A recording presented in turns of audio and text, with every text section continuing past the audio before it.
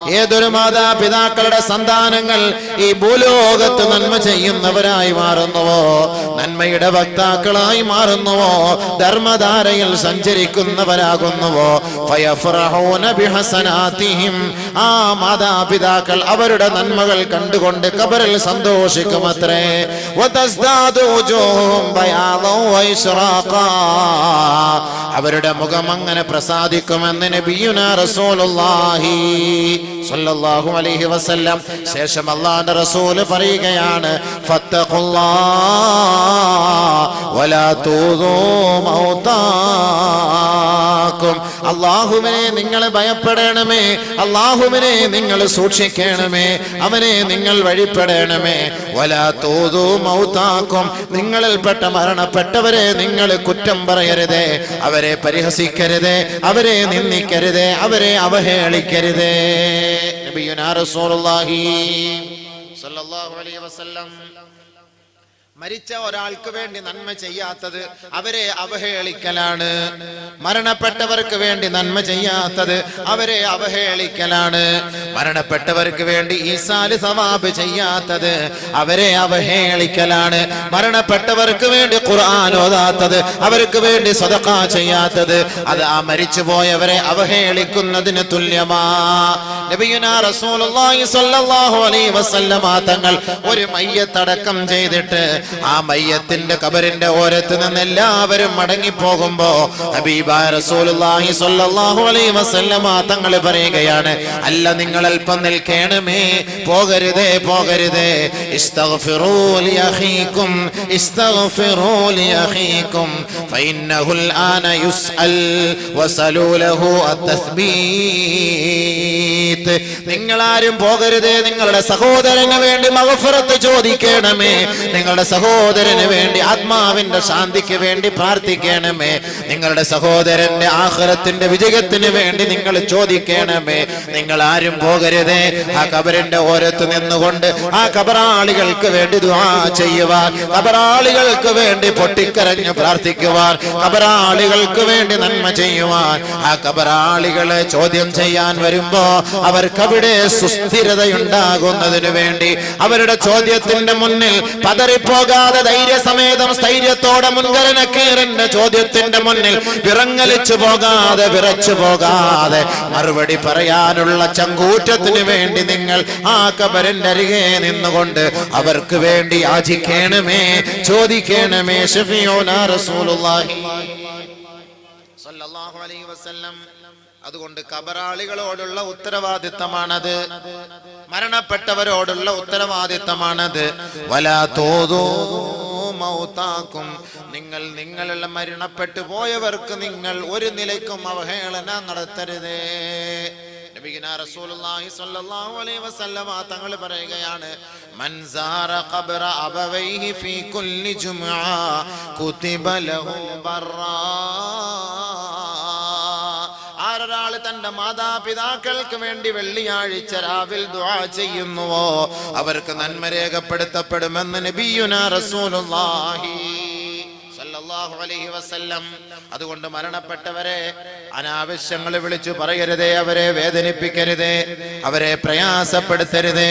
എത്ര മോശക്കാരനായാലും എത്ര നല്ലവനായാലും മരിച്ചുപോയവനെ കുറ്റം പറയരുതേ, മരിച്ചുപോയവരെ കുറ്റം പറയരുതേ.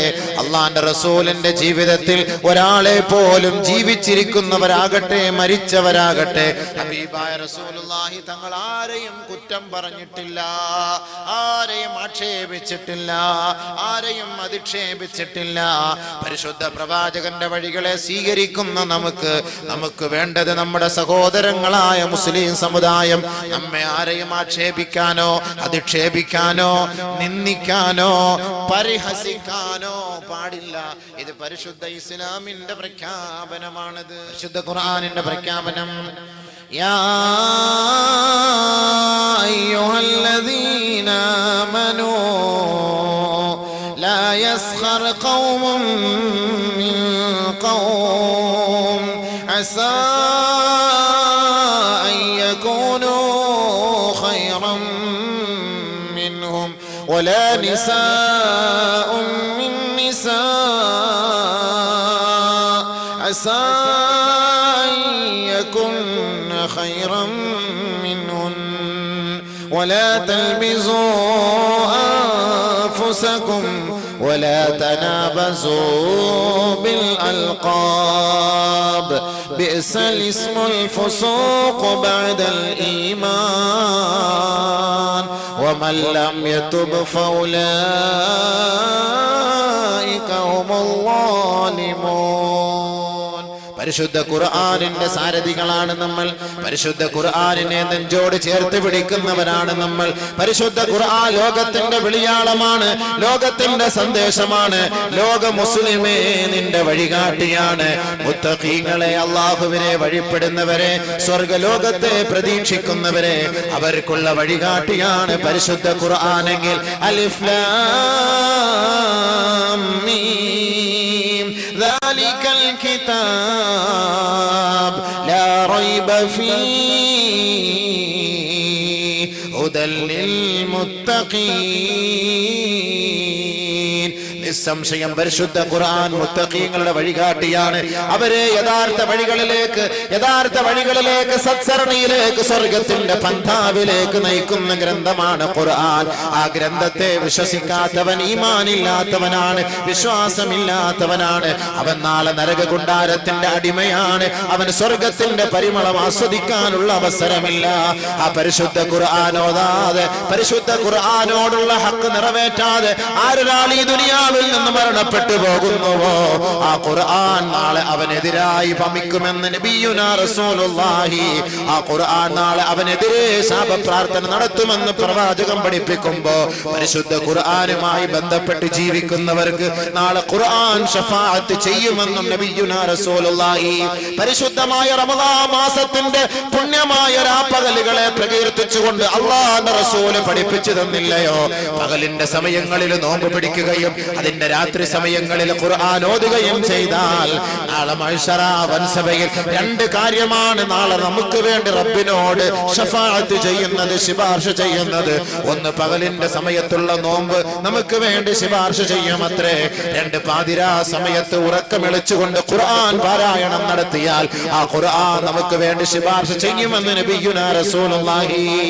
അപ്പോൾ ആ ഖുർആനിന് അത്രത്തോളം മഹത്വമുണ്ടെങ്കിൽ ഏതൊരു മാതാവ്, ഏതൊരു പിതാവ് തന്റെ മക്കളെ ഖുർആൻ പഠിപ്പിച്ചുവോ, ഖുർആൻ കാണാതെ പഠിപ്പിച്ചുവോ, തന്റെ മക്കളെ ഹാഫിളീങ്ങളാണെന്ന് ഏതൊരു മാതാപിതാക്കൾ അഭിമാനം കൊള്ളുന്നുവോ, നാളെ പരിശുദ്ധമായ സ്വർഗത്തിന്റെ ഉന്നത സോപാനങ്ങളിലേക്ക് ഹാഫിളീങ്ങളായ മക്കൾ തന്റെ മാതാപിതാക്കളെ കൈക്ക് പിടിച്ചുകൊണ്ട് ഓരോ ആയത്തും ഓതി സ്വർഗത്തിന്റെ പടവുകളെ കയറി സ്വർഗത്തിന്റെ ഉന്നതമായ സ്ഥാനം അലങ്കരിക്കുമെന്ന് നബിയുനാ റസൂലുള്ളാഹി. വെറുതെയല്ല, വലതുഭാഗത്ത് തന്റെ ഉപ്പാന്റെ കൈ പിടിക്കുമ്പോ ആ ഉപ്പാന്റെ നരകം തലയിൽ താജെന്ന കിരീടമാ. ഇടത് ഭാഗത്ത് തന്റെ ഉമ്മാന്റെ കൈക്ക് പിടിച്ചുകൊണ്ട് നടുക്ക് നിന്നുകൊണ്ട് ഹാഫിളായ തന്റെ മക്കള്, തന്റെ മാതാപിതാക്കളെ തൊളിച്ചു കൊണ്ടുപോകുമ്പോ ഉപ്പാക്കും ഉമ്മാക്കും ഒരു കിരീടം സമ്മാനിക്കപ്പെടുമെന്നും ആ കിരീടത്തിന്റെ അവകാശികളായി ഹാഫിളായ തന്റെ മക്കളുടെ നേതൃത്വത്തിൽ സ്വർഗത്തിന്റെ ഉന്നതമായ സ്ഥാനമാനം അലങ്കരിക്കുകയും ചെയ്യുമെന്ന് അല്ലാഹുവിന്റെ റസൂല് പഠിപ്പിച്ചുവെങ്കിൽ പരിശുദ്ധ ഖുർആൻ കാണാതെ പഠിച്ചുകൊണ്ട് ഖുർആനിന്റെ വഴികളെ തെരഞ്ഞെടുത്തവർക്ക്, ഖുർആനിന്റെ വാക്കുകളെ സ്വീകരിച്ചവർക്ക്, ഖുർആനിന്റെ ഉള്ളടക്കങ്ങളെ അംഗീകരിച്ചവർക്ക് അവന്റെ മയ്യത്ത് ഖബറിലേക്ക് കൊണ്ടുവയ്ക്കപ്പെട്ട് കഴിഞ്ഞാൽ ആ ഖബറിനെ, ആ മണ്ണ് ആ മയ്യത്തിനെ വേദനിപ്പിക്കുകയില്ല. പരിശുദ്ധ ഖുർആനാണിത്, ഖുർആനിന്റെ ഉള്ളടക്കമാണിത്, ഖുർആനിന്റെ സൂക്തങ്ങളാണിത്, ഖുർആനിന്റെ വചനങ്ങളാണിത്. ഈ ഖുർആൻ അല്ലാഹുവിന്റെ ഗ്രന്ഥമാണ്, അല്ലാഹുവിന്റെ സത്യസന്ദേശമാണത്. ദിവ്യ സന്ദേശമായ ഖുർആനിനെ വേദനിപ്പിക്കാൻ ആ ഖബറുകൾ തയ്യാറാവുകയില്ല. അല്ല എങ്കിൽ ഒരു മനുഷ്യനെ പോലും ഖബർ വെറുതെ വിടുകയില്ല, ഒരാളെ പോലും ഖബർ വെറുതെ വിടുകയില്ല. ഒരു പൊന്നുമോൾ, ഒരു കുഞ്ഞുമോൾ, ഒരു കൊച്ചുകുട്ടിയെ അല്ലാഹുവിന്റെ റസൂല് ഖബറടക്കം ചെയ്തതിനു ശേഷം ആ ഖബറിന്റെ ഓരത്ത് നിന്ന് നിറ കണ്ണുകളോട് ലോകത്തോട് വിളിച്ചു പറയുകയാ, ഇന്നലിൽ ഖബരി ലമ്മാ, തീർച്ചയായും ഖബറിനൊരു ഞെരുക്കമുണ്ട് സ്വഹാബത്തെ, ഖബർ ഞെരുക്കും സ്വഹാബത്തെ. ലൗ കാന അഹദുൻ മിൻഹാ നാജിയാ ലകാന ഹാദാ സബീ. ആ ആരെയെങ്കിലും ഖബർ വെറുതെ വിടുമായിരുന്നെങ്കിൽ, ആരെയെങ്കിലും ഖബർ ഞെരുക്കാതെ വെറുതെ വിടുമായിരുന്നെങ്കിൽ ലകാന ഹാദ സബീ, ഈ പൊന്നുമോനെ ഖബർ വെറുതെ വിടുമായിരുന്നു. അതുകൊണ്ട് സഹാബത്തെ ഖബർ വെറുതെ വിടുകയില്ല, ഒരാളെ പോലും ഖബർ വെറുതെ വിടുകയില്ല. ആ സാഹചര്യത്തിൽ പരിശുദ്ധ ഖുർആൻ ആരൊരാൾ മനപ്പാഠം ചെയ്തുകൊണ്ട് ആ ഖുർആനിന്റെ വഴികളെ സ്വീകരിച്ചുകൊണ്ട് ഈ ദുനിയാവിൽ ജീവിച്ചു മരിക്കുന്നുവോ, ആ വ്യക്തിയുടെ ഖബർസ്ഥാനത്തിലേക്ക് ആ ശരീരത്തെ അടക്കം ചെയ്യപ്പെട്ട് കഴിഞ്ഞാൽ ആ ശരീരത്തെ മണ്ണ് ഒന്നും ചെയ്യുകയില്ല, ഖബർ ഒന്നും ചെയ്യുകയില്ല. കാരണം അത് അല്ലാഹുവിന്റെ ഖുർആന്റെ സന്ദേശങ്ങളാ. അതുകൊണ്ട് ഖുർആനിന് അത്രത്തോളം മഹത്വമുണ്ടെങ്കിൽ ആ പരിശുദ്ധ ഖുർആൻ പർവ്വതത്തിന്റെ മുകളിലേക്ക് ഇറക്കപ്പെട്ട് കഴിഞ്ഞാൽ പർവ്വതം തവിട് പൊടിയായി പോകുമെന്ന് പരിശുദ്ധ ഖുർആൻ പ്രഖ്യാപിക്കുകയാ. ലൗ അൻസൽനാ ഹാദൽ ഖുർആന അലാ ജബലിൻ ലറഅയ്ത ഖാശിഅൻ മുതസദ്ദിആ خاشعا متصدعا من خشية الله خاشعا متصدعا من خشية الله. പരിശുദ്ധ ഖുർആനിന്റെ ആയത്തുകളെങ്ങാനും പർവ്വതസാനുക്കളുടെ മുകളിലേക്ക് ഇറക്കപ്പെട്ട് കഴിഞ്ഞാൽ പരിശുദ്ധ ഖുർആനിനോടുള്ള ഭവ്യത ഓർത്തുകൊണ്ട്, പരിശുദ്ധ ഖുർആനിനോടുള്ള ഹക്ക് ഓർത്തുകൊണ്ട്, പരിശുദ്ധ ഖുർആനിനോടുള്ള ബാധ്യതകളെ തനിക്ക് നിറവേറ്റാൻ കഴിയാതെ വന്നുകൊണ്ട് ആ പർവ്വതങ്ങൾ പോലും തകർന്ന് തരിപ്പണമാകുമെന്ന് ഖുർആൻ പ്രഖ്യാപിക്കുമ്പോ ആ പരിശുദ്ധ ഖുർആനിന്റെ മഹത്വം മനസ്സിലാക്കണമേ മാനവലോകമേ. ആ ഖുർആന് കളിയല്ല, ഖുർആന് ചിരിയല്ല, ഖുർആന് തമാശയല്ല, ഖുർആന് രസമല്ല, വഴികാട്ടിയാണ്. സ്വർഗത്തിലേക്കുള്ള പാതയാണ്, നരകത്തിന്റെ രക്ഷാകവാടമാണ്. സ്വർഗത്തിലേക്കുള്ള പാതയാണ്, നരകത്തിന്റെ മറയാണ് ഖുർആൻ. ആ ഖുർആനാണ് ലോകത്തോട് പ്രഖ്യാപിക്കുന്നത്, വിശ്വാസികളെ, യാ അയ്യുഹല്ലദീന ആമനൂ, ഏ സത്യവിശ്വാസികളെ, ലാ യസ്ഖർ ഖൗമും മിൻ ഖൗം, ഒരു സമുദായവും അടുത്ത സമുദായത്തെ ആക്ഷേപിക്കല്ലേ, പരിഹസിക്കല്ലേ, കളിയാക്കല്ലേ, നിന്ദിക്കരുതേ. ഹബീബായ റസൂലുള്ളാഹി തങ്ങളെ വേദനിപ്പിച്ചവരാണല്ലോ മക്കക്കാരായ കുഫാറുകൾ. തായിഫിന്റെ തെരുവോരങ്ങളിൽ അല്ലാഹുവിന്റെ റസൂൽ പോയപ്പോ പരിശുദ്ധ പ്രവാചകൻ ഒരു തുള്ളി വെള്ളം പോലും കൊടുക്കാതെ അല്ലാഹുവിന്റെ റസൂലിനെ വേദനിപ്പിച്ച ധിക്കാരി വർഗം ഹബീബായ തങ്ങളുടെ മുബാറക്കായ ശരീരത്തിലേക്ക് കല്ലുകൾ വലിച്ചെറിഞ്ഞില്ലേ? അല്ലാഹുവിന്റെ റസൂലിന്റെ ശരീരത്തിൽ നിന്ന് രക്തം ധാരധാരയായി ഒഴുകുമ്പോ തായിഫിന്റെ മണ്ണിലെങ്ങാനും ഹബീബായ തങ്ങളുടെ മുബാറക്കായ രക്തം വീണുപോയാൽ തായിഫിനെ അല്ലാഹു തആല തകിടം മറിക്കുമെന്നതിൽ രണ്ടർത്ഥമില്ല, സംശയമില്ല. പക്ഷേ ലോകത്തിന്റെ കാരുണ്യവാൻ, ലോകത്തിന്റെ വിപ്ലവം, ലോകത്തിന്റെ വസന്തം, മാനവ ജീവിതത്തിന്റെ മുന്നിലെ വഴികാട്ടിയായ മുഹമ്മദ് മുസ്തഫ സല്ലല്ലാഹു അലൈഹി വസല്ലമ തങ്ങളെ വേദനിപ്പിച്ച തായിഫിന്റെ മക്കൾക്കെതിരെ ശാപപ്രാർത്ഥന നടത്താൻ അല്ലാഹുവിന്റെ റസൂൽ തയ്യാറായില്ല സഹോദരാ. അല്ലാഹുവിന്റെ റസൂലിന്റെ ശരീരത്തിൽ നിന്ന് നിർഗളിക്കുന്ന രക്തത്തിന്റെ തുള്ളി ഹബീബായ തങ്ങൾ ഒരു തുണി കൊണ്ട് തുടച്ചു മാറ്റുകയാ. ബഹുമാനപ്പെട്ട സ്വഹാബത്ത് പറഞ്ഞില്ലേ, ലൗ ലഅൻതഹും യാ റസൂലല്ലാഹ്, നബിയെ അങ്ങേ വേദനിപ്പിച്ചവരാണിവർ, അങ്ങയെ വേദനിപ്പിച്ചവരാണിവർ, അങ്ങയെ പീഡിപ്പിച്ചവരാണിവർ, അങ്ങയുടെ മുതുകത്ത് ചവിട്ടിയവരാണിവർ, അങ്ങയുടെ മുഖത്തടിച്ചവരാണിവർ, അങ്ങയുടെ പല്ലടിച്ചു കൊഴിച്ചവരാണ്, അങ്ങയ്ക്ക് ദാഹജലം പോലും തരാതെ ഉപരോധം ഏർപ്പെടുത്തിയവരാണ്. ലൗ ലഅൻതഹും യാ റസൂലല്ലാഹ്, അവരെ ശപിക്കൂ നബിയേ, അവരെ ശപിക്കൂ നബിയേ, ശാപപ്രാർത്ഥന നടത്തൂ നബിയേ, അവരെ ആക്ഷേപിക്കൂ നബിയേ, അവരെ അധിക്ഷേപിക്കൂ നബിയേ. അല്ലാഹുവിന്റെ റസൂലിനോട് സഹാബത്ത് പറഞ്ഞപ്പോ മാ ബുഇസ്തു ലഅനാ ഇന്നമാ ബുഇസ്തു റഹ്മതൻ, ലോകത്തിന്റെ കാരുണ്യവാനായ മുത്ത് മുഹമ്മദ് മുസ്തഫ, സത്യത്തിന്റെയും അസത്യത്തിന്റെയും ഗുരുനാഥരായ മുഹമ്മദ് മുസ്തഫ, ജിബ്രീലിന്റെ സതീർത്ഥ്യനായ മുഹമ്മദ് മുസ്തഫ, മാലാഖമാരുടെ ആനന്ദമായ മുഹമ്മദ് മുസ്തഫ. പരിശുദ്ധ പ്രവാചകൻ ലോകത്തോട് പറഞ്ഞ വാക്കെന്താണ്? ഞാൻ ആരെയും ശപിക്കാൻ വേണ്ടി നിയോഗിക്കപ്പെട്ടവനല്ല, ആരെയും ആക്ഷേപിക്കാൻ വേണ്ടി നിയോഗിക്കപ്പെട്ട നിയോഗിക്കപ്പെട്ടവനല്ല, ആരെയും പരിഹസിക്കാൻ വേണ്ടി നിയോഗിക്കപ്പെട്ടവനല്ല, ആരെയും നിന്ദിക്കുന്നതിന് വേണ്ടി നിയോഗിക്കപ്പെട്ടവനല്ല. ഇന്നമാ ബുഇസ്തു റഹ്മതൻ ലിൽ ആലമീൻ.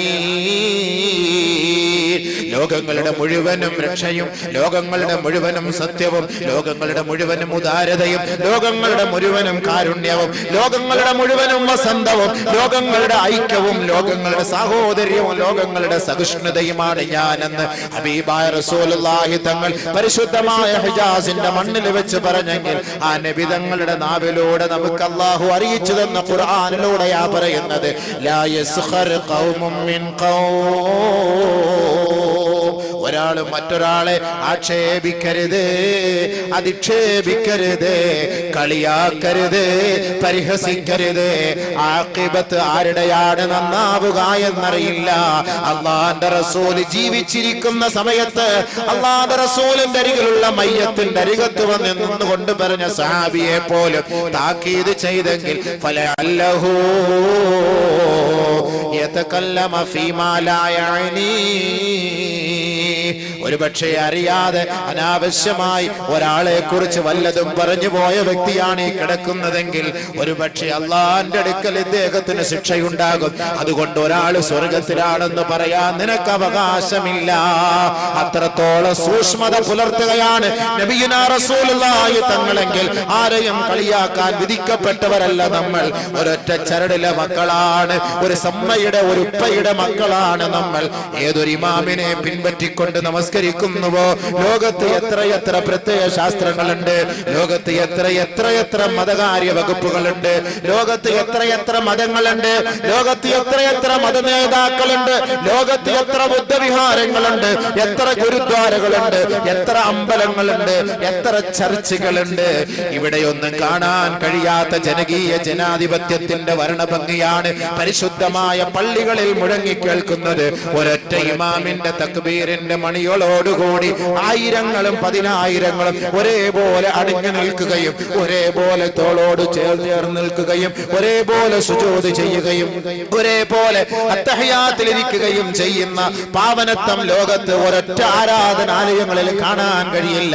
അത് പരിശുദ്ധ ഇസ്ലാമാണ് ലോകത്ത് പഠിപ്പിച്ചു തന്നതെങ്കിൽ മദീന പള്ളിയിൽ 1400 വർഷങ്ങൾക്ക് മുമ്പ് മുഴങ്ങിക്കേട്ട അതേ ബാങ്ക് തന്നെയാണ് 21ാം നൂറ്റാണ്ടിൽ ഈ ആലമ്പാടി പള്ളിയിലും മുഴങ്ങുന്ന ബാങ്ക്.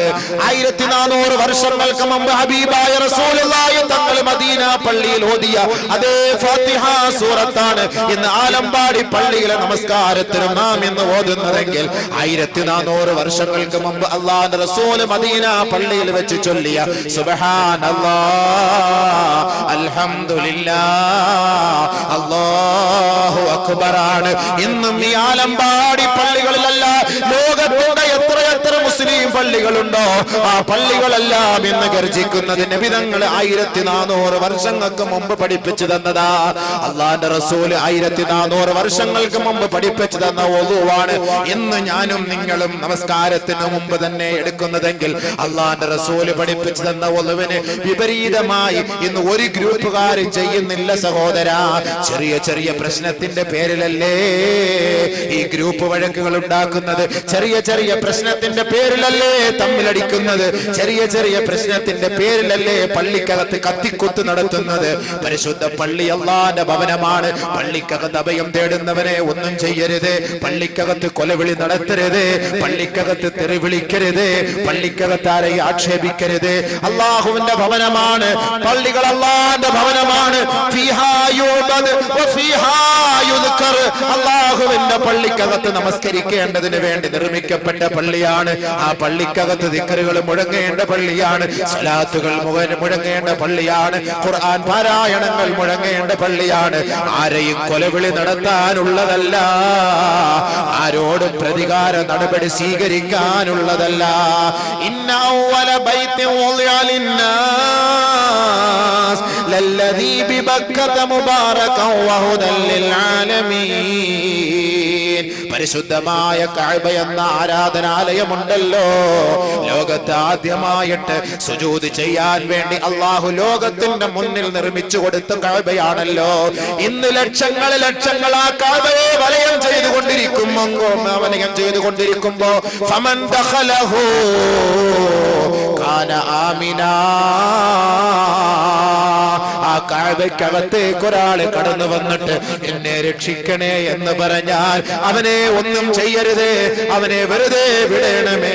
ആ കഅബയ്ക്കകത്തേക്ക് കയറി വന്ന് ആരെങ്കിലും സഹായം തേടിയാൽ അവനെ സംരക്ഷിക്കണമേ, അവനെ വേദനിപ്പിക്കരുതേ എന്ന് പഠിപ്പിച്ച പരിശുദ്ധ ഇസ്ലാമിന്റെ പ്രത്യേക ശാസ്ത്രം. ഈ ആലമ്പാടി പള്ളിയിൽ നിന്ന് ആ കഅബയിലേക്ക് നോക്കിയാണ് തിരിഞ്ഞ് നമസ്കരിക്കുന്നത്.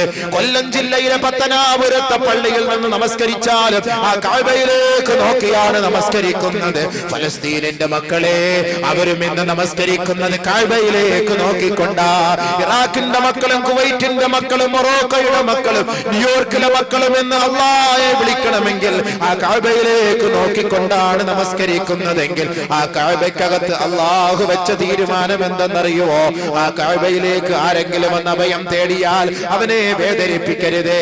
21-ാം നൂറ്റാണ്ടിൽ ഉംറയ്ക്ക് പോകുന്നവരെ, ഹജ്ജിന് പോകുന്നവരെ, ഇന്നും നിങ്ങൾ കഅബയ്ക്കകത്ത് തവാഫ് ചെയ്യുമ്പോ, ആ കഅബയെ വലയം ചെയ്യുമ്പോ, ആ മതാഫിലൂടെ കടന്നു പോകുമ്പോ, ആ മതാഫിലൂടെ പ്രദക്ഷിണം ചെയ്യുമ്പോ എത്രയെത്ര പോക്കറ്റടിക്കാരെ കാണാൻ കഴിയും. എത്രയെത്ര അഹങ്കാരികൾ പരിശുദ്ധമായ കഅബയുടെ മഹത്വം പോലും മനസ്സിലാക്കാതെ അവഗണിച്ചുകൊണ്ട് സ്ത്രീകളെ ശല്യം ചെയ്യുന്നവര് കാണും. അവര് മുനാഫിഖീങ്ങളായ അഹങ്കാരികളാണ്. പക്ഷേ ആ അഹങ്കാരികളുടെ ഓരോ രംഗങ്ങളും ക്യാമറ ഒപ്പിയെടുക്കുമ്പോ പോലീസുകാര് വന്ന് നേരിട്ട് അവരെ പിടിച്ചുകൊണ്ട് പോവലല്ല ചെയ്യുന്നത്.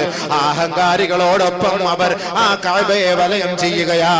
ആ അഹങ്കാരി അറിയുന്നില്ല എന്റെ പിന്നില് പോലീസ് ഉണ്ട്, എന്നെ വാച്ച് ചെയ്യുന്നുണ്ട്, എന്റെ പ്രവർത്തനം വീക്ഷിക്കുന്നുണ്ട്. പോലീസ് പോലും അറിയുകയില്ല. ജനങ്ങളുടെ ഇടയിലേക്ക് ആ അഹങ്കാരിയെ, ആ കള്ളനെ, നെറികെട്ടവനെ മെല്ലെ മെല്ലെ തള്ളി ആ മതാഫിൽ നിന്ന് പുറത്തേക്ക് കൊണ്ടുവന്നിട്ടാണ് അറസ്റ്റ് ചെയ്യുക. ആ കഅബയുടെ ഓരത്ത് വെച്ച് ഒരാളെ പോലും അറസ്റ്റ് ചെയ്യുകയില്ല. കാരണം അല്ലാഹുവിന്റെ ഖുർആൻ പ്രഖ്യാപിക്കുകയാണ്, ഫമൻ ദഖലഹു കാന ആമിനാ. ആരൊരാളെ കഅബയുടെ മുറ്റത്തേക്ക് കടന്നു വന്നാൽ അവന് പരിപൂർണ സംരക്ഷണം നൽകണേ, പരിപൂർണ സംരക്ഷണം നൽകണേ. ആരെയും കൊല്ലരുതേ, ആരെയും അടിക്കരുതേ, ആരെയും ആക്ഷേപിക്കരുതേ. വേട്ടയാടപ്പെടുന്ന മൃഗങ്ങൾ വന്നാൽ പോലും ആ അവറ്റകളെ നിങ്ങൾ വേട്ടയാടരുതേ. ഇത് പഠിപ്പിച്ച ഖുർആനാണ്. പള്ളിക്കകത്ത് അഹങ്കാരങ്ങളും ശബ്ദകോലാഹലങ്ങളും ഉയർത്തരുതേ. ഇത് അല്ലാഹുവിന്റെ വീടാണ്, അല്ലാഹുവിന്റെ വീടാണ്. അതിന് മഹത്വമുണ്ട്, അതിന് മഹത്വമുണ്ട്. അത് ആരുടെയും പ്രതികാര നടപടി സ്വീകരിക്കാനുള്ള സ്ഥലമല്ല. പരിശുദ്ധ പ്രവാചകം പഠിപ്പിച്ചത് ആർക്കെങ്കിലും വിഷമങ്ങളും പ്രയാസങ്ങളും ഉണ്ടാകുമ്പോ പള്ളിയെ സമീപിക്കണമേ, പള്ളിക്കകത്ത് കയറി 2 റക്അത്ത് നമസ്കരിക്കണമേ. നിങ്ങളുടെ ആവലാദികളും വേവലാദികളും ആ പള്ളിക്കകത്ത് വെച്ച് റബ്ബിനോട് പറയണമേ. ഹബീബായ റസൂലുള്ളാഹി തങ്ങളെയും മദീന പള്ളിയെയും വലയം ചെയ്യാൻ, മദീന പട്ടണത്തെ വലയം ചെയ്യാൻ സൂര്യഗ്രഹണമോ ചന്ദ്രഗ്രഹണമോ സംഭവിച്ചാൽ അല്ലാഹുവിന്റെ റസൂൽ നേരെ മദീന പള്ളിയിലേക്ക് വരുമായിരുന്നു. പള്ളിക്കകത്ത് കയറി സൂര്യഗ്രഹണത്തിന് പരിഹാരമുണ്ടാകുന്നത് വരെ, ചന്ദ്രഗ്രഹണത്തിന് പരിഹാരമുണ്ടാകുന്നത് വരെ അല്ലാഹുവിന്റെ റസൂൽ സുജൂദിൽ കിടന്ന് റബ്ബിനോട് പൊട്ടിക്കരഞ്ഞ് സഹായം തേടിയെങ്കിൽ ലോകമേ ലോകമേ ലോകമേ സകലമായ പ്രശ്നത്തിന്റെ പരിഹാരമാണ് മസാജിദുല്ലാഹ്, അല്ലാഹുവിന്റെ പള്ളിയാണ്. ആ പള്ളിക്കകത്ത് ശബ്ദ കോലാഹലം ഉണ്ടാക്കരുതേ. മലക്കുകൾ രേഖപ്പെടുത്തും. ആ മലക്കുകളുടെ ശാപം കിട്ടിയാൽ ദുനിയാവിലും ആഖിറത്തിലും രക്ഷപ്പെടുകയില്ല.